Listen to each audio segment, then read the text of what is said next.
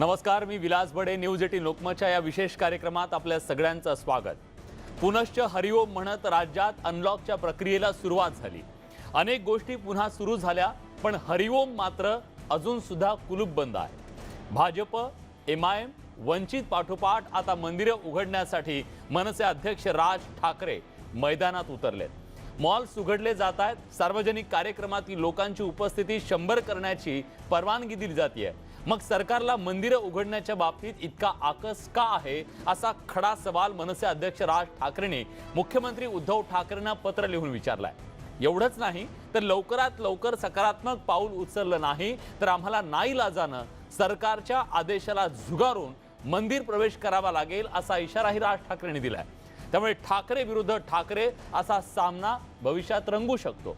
यावरच आपण करणार आहोत आजची ही खास चर्चा. ठाकरे विरुद्ध ठाकरे.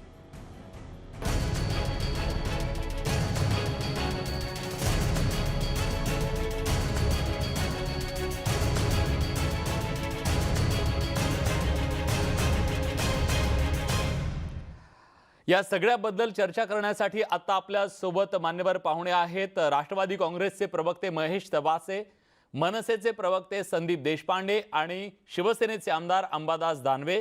तिघांचंही न्यूज 18 लोकमतच्या कार्यक्रमात स्वागत. सुरुवातीला संदीप देशपांडे यांच्याकडे जातोय. संदीपजी, आज मनसेला ही राजगर्जना का करावी लागली? तुमची भूमिका नेमकी काय आहे मंदिरांसंदर्भातली? मला असं वाटतं सातत्याने गेल्या पूर्ण जर आपण बघितलं असेल तर गेल्या 2 महिन्यापासून राजसाहेब ही भूमिका सातत्याने मांडतायत की आता या सगळ्या जो प्रकार आहे, अनलॉकचा जो प्रकार आहे, हा वेगाने पुढे गेला पाहिजे. म्हणजे नुसतं मंदिराबाबत नाही तर बाकी गोष्टी सुद्धा चालू झाल्या पाहिजेत. आज माननीय राजसाहेबांनी जे पत्र लिहिलेलं आहे त्यामध्ये त्यांनी स्पष्टपणे म्हटलेलं आहे की लोकल जे ट्रान्सपोर्टेशन आहे, पब्लिक ट्रान्सपोर्टेशन आहे, ते सुद्धा चालू झालं पाहिजे. मंदिरं चालू झाली पाहिजे. भक्तांमध्ये आणि देवामध्ये आता सरकारने अडवणूक करू नये. आणि आपण जर बघितलं तर पूर्ण भारतात बऱ्याच ठिकाणी मंदिरं चालू झालेली आहेत. तिकडे आज जर आकडेवारी बघितली, भावना आपण सोडून देऊया, एका बाजूला ठेवूया, भावना हा विषय बाजूला ठेवूया. आकडेवारी बघितली मुंबईची, मी तुम्हाला सांगतो, काल 1,46,000 समथिंग रुग्ण होते. त्यामधले 1,14,000 समथिंग रुग्ण हे बरे होऊन घरी परतलेले आहेत. म्हणजे ऍक्टिव्ह रुग्ण 27,000, त्यातले 7,000 लोकांचा मृत्यू झालेला आहे. 700 लोकांचा मृत्यू झालेला आहे, 7,000 लोकांचा झालेला आहे. म्हणजे ऍक्टिव्ह रुग्ण संख्या ही तुमची फक्त 20,000 आहे. 1.25 कोटीच्या मुंबईमध्ये 20,000 ऍक्टिव्ह रुग्ण हे काय पॅन्डेमिकचं लक्षण नाही, कुठेच नाहीये. त्यामुळे नुसता हा लॉकडाऊन करून जे काय लोकांना घाबरवण्याचं काम करतायत, त्याऐवजी आता हे सगळं ओपन झालं पाहिजे. लोकांच्या कंबरडं मोडलेलं आहे, आर्थिक व्यवस्थेचं कंबरडं मोडलेलं आहे, ती चालू झाली पाहिजे.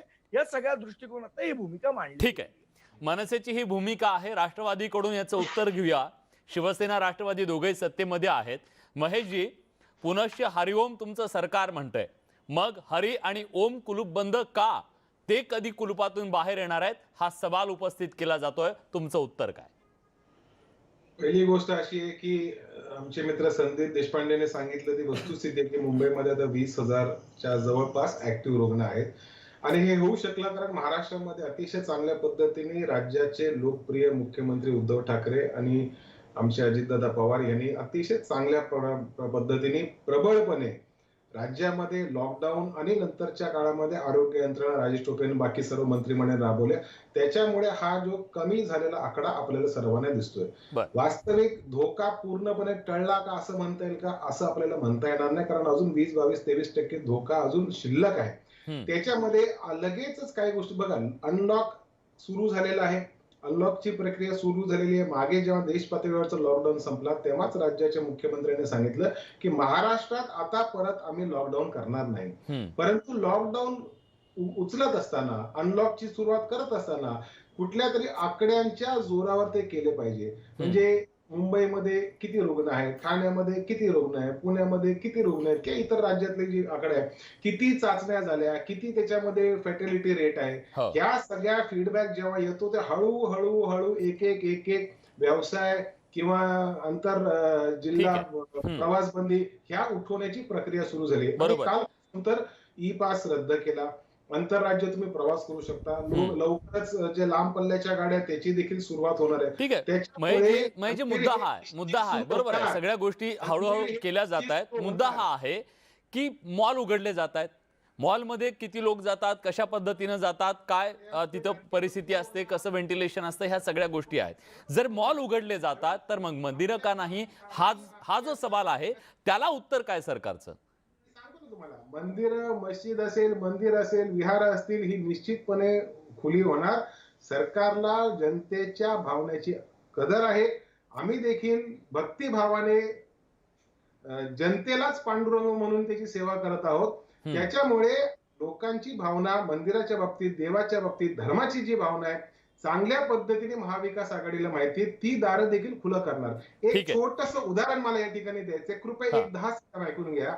तिरुपती बालाजीचं मंदिर 11 जूनला उघडण्यात आलं. आपण सर्वांनी वाचलं. लोकांना वाटलं काय होत नाही. आज परिस्थिती अशी आहे, 700 कर्मचारी, त्याच्यामध्ये जवळजवळ 30 ब्राह्मण, त्याच्या आतमधले जे पुजारी आहेत ते, ह्या सर्वांना कोविड पॉझिटिव्ह झाले.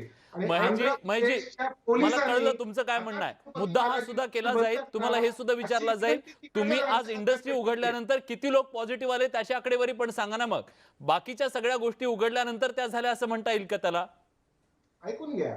बघा, मंदिर हा भावनिक मुद्दा आहे. याला भावनेच्या आधारावर आपण चर्चा केली पाहिजे. कुणाला वाटतं की मंदिरामध्ये लोकांनी जाऊ नये? आम्हाला जरूर वाटतं. आम्ही देखील देवभोळी लोक आहोत आणि ज्या अर्थी लोकांनी मंदिरात जावं त्या अर्थी त्यांनी सुखरूप परत यावं, त्यांनी पुजाऱ्याला आणि स्वतःला कुठली बाधा करून घेऊ नये, हा देखील तेवढाच महत्वाचा निर्णय. आता इतके झाले तर मंदिर पण खुली होणारच आहेत.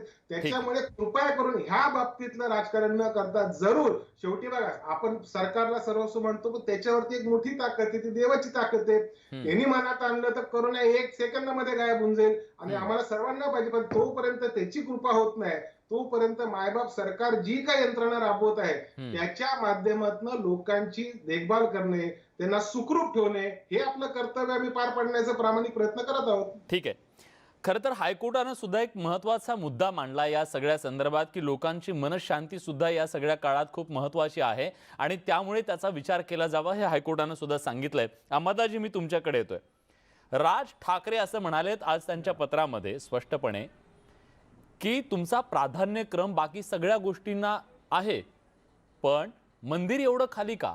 मंदिराला इतका शेवटचा प्राधान्यक्रम का दिला जातोय? तुम्हाला पुरोगामित्व दाखवण्यासाठी, तुम्ही किती पुरोगामी आहात हे दाखवण्यासाठी हे सगळं सुरू आहे का, असं अप्रत्यक्षपणे त्यांनी म्हटलेलं आहे. तुमचं उत्तर काय? मला असं वाटतं की मी सुरुवात करताना एक संदीपजीचं अभिनंदन करेल की त्यांनी जो मुंबईची आकडेवारी सांगितली आणि जी आता 20,000 ऍक्टिव्ह आहेत, म्हणजे याचा अर्थ सरकार चांगलं काम करते. अप्रत्यक्ष त्यांनी त्याची कबुली दिलेली आहे. त्याच्यामुळे मी त्यांचा एक मनपूर्वक आभार मानतो. दुसरी गोष्ट की जसं आता महेशजीने सांगितलं, एक टप्प्यात एक गोष्टी होत्या. जसं आधी बसेस वगैरे फक्त आपल्या आपल्या जिल्ह्यात चालू होत्या, आता आंतरजिल्हा सुद्धा बसेस सुरू झालेल्या आहेत. या सगळ्या याच्यात एक टप्पा होतो. मंदिर तर खऱ्या अर्थानं आपला हायएस्ट प्रायोरिटी म्हणून सगळ्यात जास्त सुरक्षितता मंदिराची, मस्जिदीची सुद्धा, गिरजाघराची सुद्धा, गुरुद्वाराची सुद्धा ही पाळली गेली पाहिजे. ही भूमिका 100% सरकारची आहे. कारण मंदिरात गेलेला जो भाविक आहे, भक्त आहे, एक भावनेनं जात असतो आणि हा भावनिक झालेला माणूस बाकीच्या गोष्टीकडे थोडंसं दुर्लक्ष होऊ शकतं. तुम्ही मॉलची किंवा दुसऱ्या याची बरोबरी आणि मंदिरची बरोबरी नाही करू शकत. आणि म्हणून मला असं वाटतं सरकारची हायएस्ट प्रायोरिटी मंदिराला आहे. म्हणून व्यवस्थित सगळं, जसं परवा प्रकाशजी आंबेडकरांच्या आंदोलनानंतर माननीय मुख्यमंत्र्यांनी त्यांना आश्वासन दिलंय, शब्द दिलेला आहे की सरकार याच्याविषयी व्यवस्थित तयारी करत आहे आणि निश्चित ही तयारी ज्यावेळेस होईल, सरकार मंदिर उघडल्याशिवाय राहणार नाही, मस्जिद उघडल्याशिवाय राहणार नाही. ही भूमिका सरकारची दिसते स्पष्टपणे. ठीक आहे, मी संदीप देशपांडेंकडे जातोय. जर सरकार असं सांगतंय की आम्ही तो निर्णय घेणार आहोत, ही काही कायमस्वरूपी मंदिरं बंद केलेली नाहीयेत, आम्ही आज ना उद्या ती करणार आहोत, मग अशा प्रकारची जी घाई केली जाते, एकानंतर एक आंदोलनं, कधी या सगळ्यामध्ये आता मनसेची सुद्धा उडी आलेली आहे. कुठंतरी हिंदू मतांवर बोट ठेवून, लक्ष ठेवून ही मागणी केली गेली आहे का? मला असं वाटतं त्या पत्रामध्ये सर्वप्रथम आपण एक शब्द लक्षात घेतला पाहिजे, जो राजसाहेबांनी वापरला आणि तो या सरकारला लागू होतो. तो म्हणजे धोरण शैथिल्य. म्हणजे कुठलंही धोरण राबवण्याच्या आधी इतकी शिथिलता म्हणजे इतकं शैथिल्य त्याच्यामध्ये आहे की माणूस आता मरायला टेकलेला आहे आणि त्याच्यानंतर जर तुम्ही त्याच्यावर उपचार करणार असाल तर ते चुकीचं आहे. नंबर 2, जसं आता अंबादासजी म्हणाले की बाबा सरकारने चांगलं काम केलंय. मला असं वाटतं की 20,000 फक्त आकडेवारी आली म्हणजे सरकारने चांगलं काम केलंय.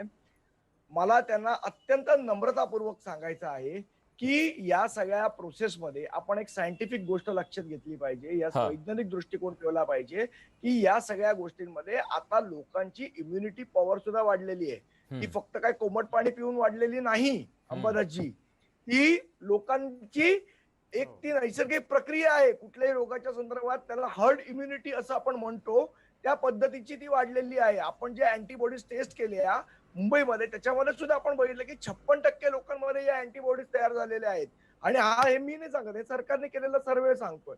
त्यामुळे मला असं वाटतं की ठीक आहे, म्हणजे तुम्हाला क्रेडिट घ्यायचंय सरकारला की बाबा आम्ही चांगलं काम करतोय, त्याच्याबद्दल आम्हाला म्हणणं नाही. सरकार म्हणून तुम्हाला काय क्रेडिट घ्यायचं तुमचा विषय. लोकांना माहिती आहे की काय झालं आणि काय नाही या सगळ्या परिस्थितीमध्ये. कालच एका पत्रकाराला अँब्युलन्स न मिळाल्यामुळे त्याचा मृत्यू झाला.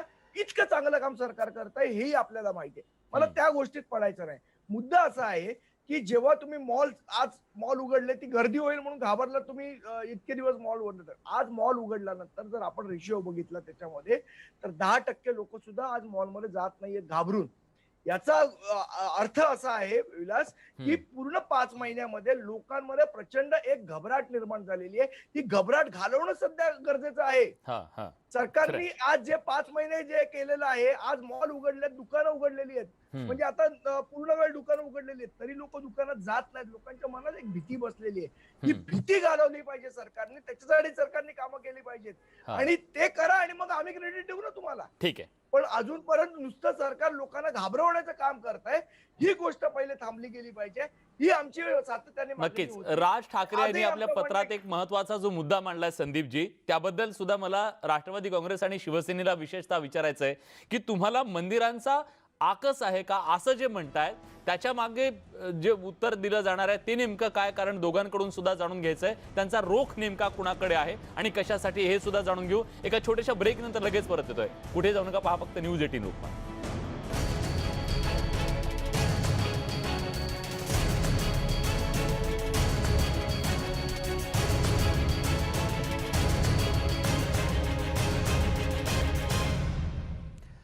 ब्रेक नंतर तुमचं पुन्हा एकदा स्वागत. मंदिरं उघडण्यावरून जी गर्जना झाली त्यानंतर आता जे प्रश्न निर्माण झाले त्याबद्दल आपण चर्चा करतोय. राज ठाकरे यांनी आज सांगितलं की लोकांनी सरकारकडे विनंत्या केल्या, आर्जव केली, टाहो फोडला, पण सरकार स्वतःच्या धुंदीत तल्लीन झालंय हा आरोप सुद्धा त्यांनी केला. मंदिरांबद्दल या सरकारला कसला आकस आहे हा सवालही विचारला. कुणाच्या चावीनं मग ही मंदिरांची कुलपं उघडणार आहेत हा प्रश्न आहे. तपासे सरांना.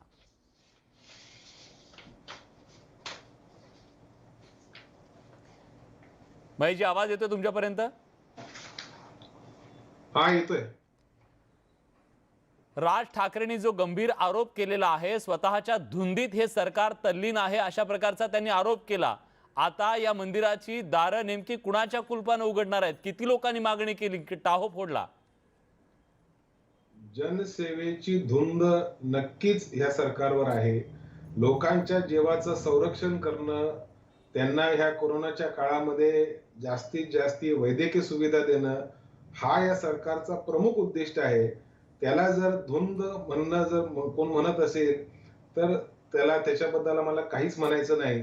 परंतु आज एक गोष्ट निश्चित आहे की आज राज्यातल्या प्रत्येक नागरिकाच्या जीवाचं संरक्षणासाठी राज्य सरकार, शासकीय कर्मचारी, नगरपालिका कर्मचारी, पोलीस, डॉक्टर, सिस्टर आणि बाकी वैद्यकीय अधिकारी सर्वजण स्वतःच्या प्राणाची पर्वा न करता अगदी देवाप्रमाणे धावून आले आहेत. उद्या मला जर वाटलं की माझ्या गावातलं मंदिर बंद आहे तर कल्याण महापालिकेच्या रुक्मिणी रुग्णालयात जाऊन एखाद्या सिस्टरचे मी पाय धरेन आणि असं समजेल की दुर्गा देवीचे मी पाय पकडले.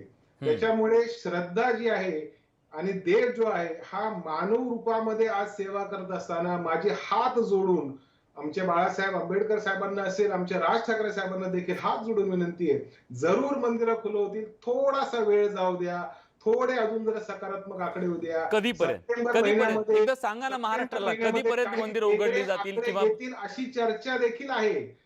कारण आता बघा सगळीकडे अनलॉकची प्रक्रिया सुरू झाली. आज तुमच्या चॅनलवर दाखवत होतं कोल्हापूरनं भराभरा कशा गाड्या निघाल्या. आता अनलॉक, आंतर जिल्हा अनलॉक सुरू झाल्यानंतर एका जिल्ह्यातनं दुसऱ्या जिल्ह्यामध्ये लोक जात असताना परत हा कोरोना दुसऱ्या नवीन 10 तोंडाचा राक्षस बनून परत समोर उभं राहतो का हे देखील बघण्याची आवश्यकता आहे. आणि मंदिरामध्ये आता मगाशी मी अरुण कुमार मिश्रा जे जस्टिस त्यांचं ते जजमेंट वाचत होतं, त्यांनी म्हणाला ऑनलाईन दर्शन हे दर्शन नाही. पण आता मला सांगा की एखाद्या भाविकाला जर एखाद्या मूर्तीच्या पायावर डोकं टेकायचं असेल आणि त्याच्यानंतर दुसरा पेशंट आला, त्यांनी डोकं ठेवला, तर दोघात ह्या 2-4 जे भाविक आहे त्याच्यामध्ये एक जरी कोरोना पॉझिटिव्ह असला तर बाकीचे नंतर येणारे भाविक जे डोकं टेकायला आले त्यांच्यासोबत हा किती मोठा खेळ झाला. आता आपल्याला शक्य आहे का प्रत्येक वेळेला ते पायावरनं ते सॅनिटायझर फिरवणं किंवा तुम्हाला मूर्ती आतमध्ये राहून बाहेर बॅरिकेटिंग करून बाहेरच्या बाहेरच असं हात जोडायची व्यवस्था करायला लागेल. जरूर केलं जाईल. थोडं संदीपजी थोडस साथ द्या. हे सरकार मला एक वेगळा मुद्दा घेऊन जाते. संदीपजी थोडा विश्वास ठेवा. आज राज ठाकरेंनी जे पत्र लिहिलं किंवा मी तुमच्या ट्विटरवर सगळीकडे बघत होतो, त्यात फक्त मंदिराचाच उल्लेख आहे. मशिदींबद्दलची तुमची काय भूमिका आहे, त्या पण उघडल्या जाव्यात असं तुमचं म्हणणं आहे? त्याच्याबद्दल काही लिहिलेलं नाही म्हणून विचारतोय. बघा विषय असा आहे की मंदिर असो किंवा मशीद असो, विषय तो नाहीये. आपल्याला एक गोष्ट आपण लक्षात घेतली पाहिजे. महेशजी, आमची एक विनंती तुम्हाला अशी आहे की जे सरकार गोष्ट करताय ना त्याला कुठेतरी एक लॉजिक असलं पाहिजे की बाबा हे आम्ही उघडतोय, हे का उघडतोय, तर अमुक अमुक कारणासाठी उघडतोय. हे आम्ही का उघडत नाहीये, तर अमुक अमुक कारणासाठी उघडत नाहीये. ह्याला काहीतरी तुम्ही लॉजिक तर द्याल की नाही जनतेला? तुम्ही लॉजिक न देता फक्त तुम्हाला मनात आलं की मॉल उघडावेत तर आम्ही मॉल. आज जिमच्या बद्दल, आज मंदिराचा विषय आपला, पण मी थोडं पाठी नेतो आपल्याला. एक 15-20 दिवसापूर्वीपासून सगळेजण टाहो फोडून सांगतात की व्यायामासाठी जिम चालू करा. आता याच्यात काय चुकीचं होतं? बरं, कुठली जिम चालू करा, तर जिम मालकाला तुम्ही नियमाने बनवून द्या. तुम्ही जो मुद्दा मांडला सॅनिटायझेशनचा मंदिरासाठी, मग जिमच्या इथे तर तिथे तर तो मालक असणार, तो सॅनिटाईज करणार ती मशीन, मग तरी तुम्ही जिमला परवानगी देत नाही. त्याच्या पाठी काय लॉजिक आहे? तर काही लॉजिक नाही. ठीक आहे संदीपजी, मी तुमचा मुद्दा घेऊन जातो. तपासाची माझ्याकडे वेळ खूप कमी आहे. अहो, हे तर विरोधक आहे समजा, हे राजकारण करतायत. खुद्द खासदार सुप्रियाताई सुद्धा या सरकारला सांगतायत बाबा ह्या गोष्टी आता ओपन करा. कोण ऐकत नाहीये हे तरी एकदा कळू द्या. जर मग तुम्ही सुप्रियाताईंना पण हेच सांगणार आहात, सुप्रियाताई थोडं थांबा, सरकार निर्णय घेते, थोडं थांबा? मनसे हा विरोध आहे असं मी तरी आज मानत नाही.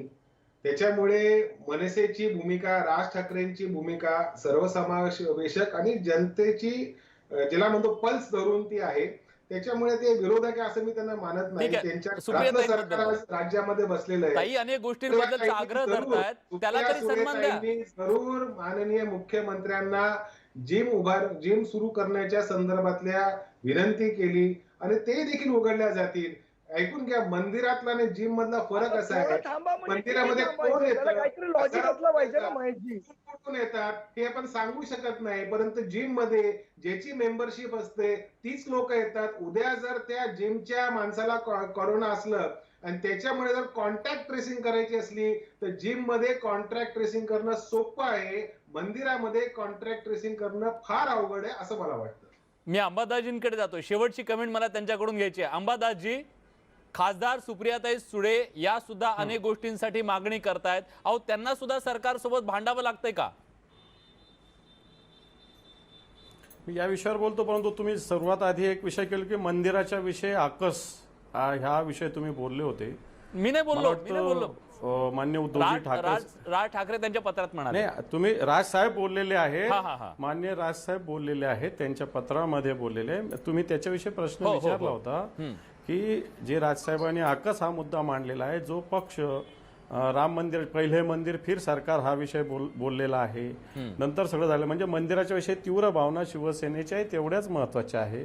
आता सुप्रियाताई बोलल्या हे तितकंच खरं आहे, परंतु आता महेशजी बोलले तसा विषय आहे मंदिर आपल्याकडचं. आणि आपण सांगितलेलं मॉल याच्यामध्ये बेसिक फरक आहे. मॉलला तुम्ही सरकारच्या अंडर आणून सगळ्या गोष्टी करू शकता, जसं आता महिलांनी कॉन्टॅक्ट ट्रेसिंग असेल, सॅनिटायझर असेल, तिथं कर्मचारी लावा असेल. आपल्याकडे किती मंदिराकडे किती काय स्टाफ आहे, आपल्याला काही नॉलेज आहे का कोणाला? कोणत्या मंदिरात कोण बघतो, तिथं काही स्टाफ त्या ट्रस्टच्या मार्फत आहे का? हे सॅनिटायझेशन कोण करेल? भाविकांची कोण नोंद ठेवेल? याचं काहीतरी आपल्याकडं मंदिरं किती मोठ्या प्रमाणावर आहे. आणि मग असं जर असेल तर ह्या गोष्टी कोण करू शकतं? आणि म्हणूनच साहेबांनी जे उद्धव साहेबांनी सांगितलेलं आहे की याची तयारी करतायत आणि मग थोडासा धीर धरला पाहिजे. निश्चित सगळ्या गोष्टी 4 महिन्यात अनलॉक एक एक दर टप्प्यात सुरू होत आहेत.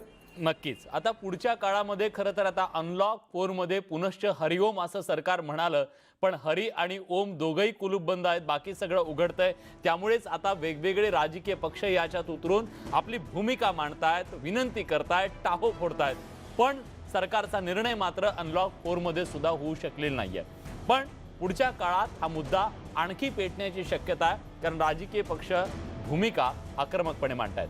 आज या चर्चेमध्ये आपण सगळेजण आलात आणि आपली भूमिका मांडली, त्याबद्दल सगळ्यांचे मी आभार मानतो. या विशेष चर्चेत आपण इथेच थांबतोय. धन्यवाद.